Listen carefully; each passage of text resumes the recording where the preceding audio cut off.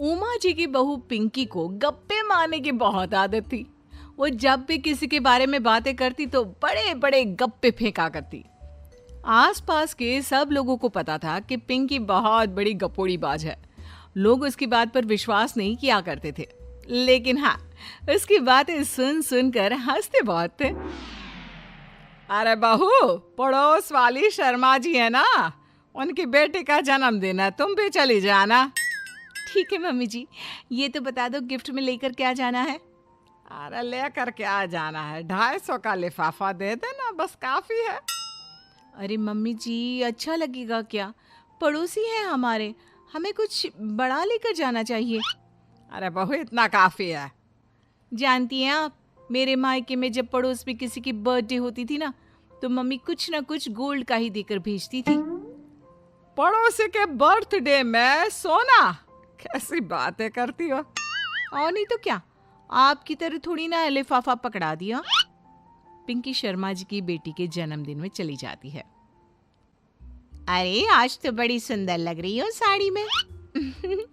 जी मैं तो लहंगा पहनकर आने वाली थी, मम्मी जी नहीं मानी। अरे बेटा, बर्थडे पार्टी में तो साड़ी चल जाती है, मेरा मतलब कोई शादी थोड़ी ना है। कैसी बात कर रही हैं आप आंटी जी? मेरे मायके में तो छोटे छोटे फंक्शन भी हम लोग लहंगा बनवाते थे बुटीक से, डिजाइन करवाकर। चाहे पड़ोस पे किसी का जन्मदिन हो, मेरी मम्मी हमेशा बुटीक से नया लहंगा डिजाइन करवाती थी। मैंने तो ऐसा कहीं नहीं देखा, ये तो तुमने आज बड़े कमाल की बात बताई। अरे जाने दीजिए, कोई बात नहीं। और बताइए, आपकी बेटी नजर नहीं आ रही? अरे भाभी, मैं यहाँ हूँ, ये देखिए मेरा ड्रेस कैसा लग रहा है। ठीक ही है, मतलब बर्थडे के हिसाब से थोड़ा हल्का है ना। अरे भाभी, इतना सुंदर गाउन पहना है मैंने। मैं ना शादी से पहले अपने बर्थडे पर हमेशा जरी वाला लहंगा पहना करती थी, यही मैं तुम्हारी मम्मी को भी बता रही थी। इसके बाद केक काटने का प्रोग्राम शुरू होता है। सब लोग इकट्ठे हो जाते हैं। शर्मा जी की बेटी का केक देखकर पिंकी से रहा नहीं जाता। उसके अंदर का गपोड़ी बाज बाहर निकल कर आ जाता है। अरे इतना छोटा सा केक! अरे बेटा, मेहमानों के हिसाब से ही है, जितने लोग इतना बड़ा केक। आंटी जी, कम से कम 4 या 5 मंजिल वाला केक तो बनाना चाहिए था। आपकी बेटी का बर्थडे रोज रोज थोड़ी ना आता है। मेरे बर्थडे पर हमेशा पापा 4 केक बनवाते थे, सारे केक 4-4 मंजिल के होते थे। वहां पर सारे लोग उमा जी के मोहल्ले के ही थे और वो पिंकी के गप्पे मारने की आदत से अच्छी तरह वाकिफ थे, इसलिए सब लोग उसकी बात सुनकर हंसने लगे, लेकिन किसी ने पिंकी से कुछ नहीं कहा। एक दिन सुबह सुबह पिंकी ने अपनी सास से कहा, मम्मी जी, मेरे मम्मी पापा मुझसे मिलने के लिए यहाँ आ रहे हैं। अरे वाह, ये तो बहुत अच्छी बात है। उनके आने की तैयारी करो, अच्छा अच्छा खाना बनाओ।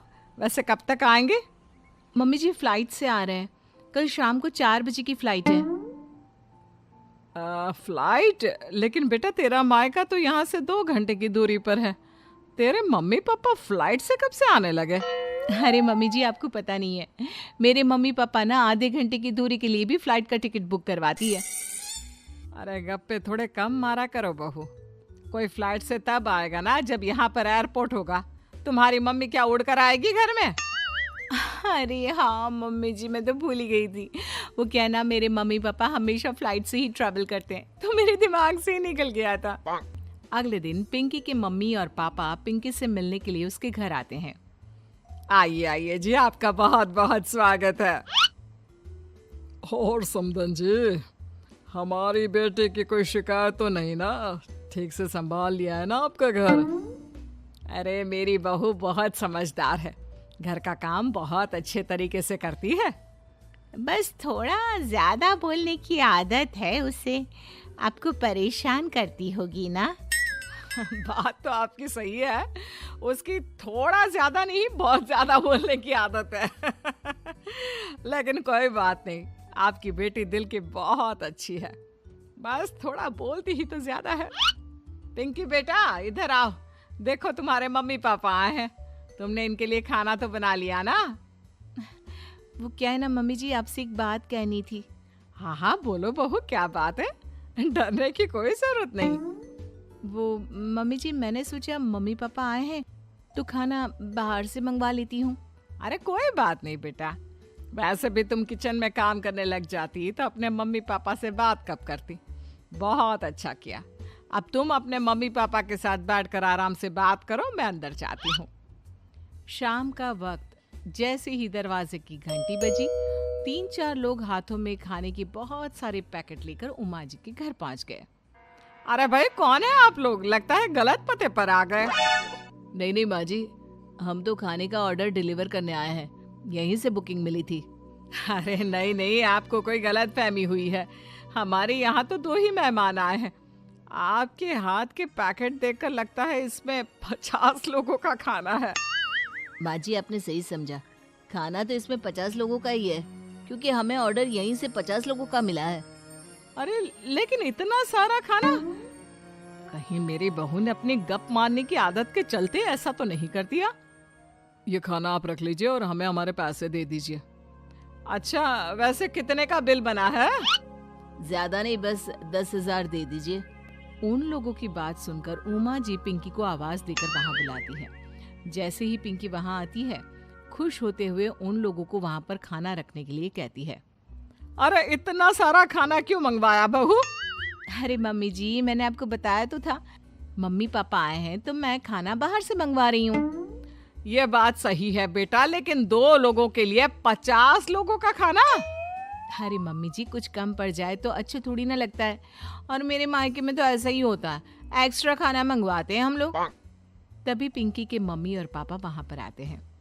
अरे बेटा, एक्स्ट्रा खाना मंगवाने का मतलब ये थोड़ी ना होता है कि 2 लोगों के खाने के लिए 50 लोगों का खाना मंगवा लो। और बेटा, तुम्हारी गप मारने की आदत के चलते 10,000 का बिल आया है। तुम्हें नहीं लगता ये गलत है? देखो बहू, बढ़ा चढ़ाकर बातें करना अपनी जगह, लेकिन इतनी बड़ी बड़ी फेंकना भी गलत है ना। पहली बात तो इतने सारे पैसे लगे, और दूसरी बात खाना वेस्ट होगा। आप लोग ठीक कहते हैं, मैं आज के बाद अपनी इस आदत को कंट्रोल करने की कोशिश करूंगी और अब से गप थोड़ी कम मारा करूंगी। पिंकी की बात सुनकर सब लोग हंसने लगे।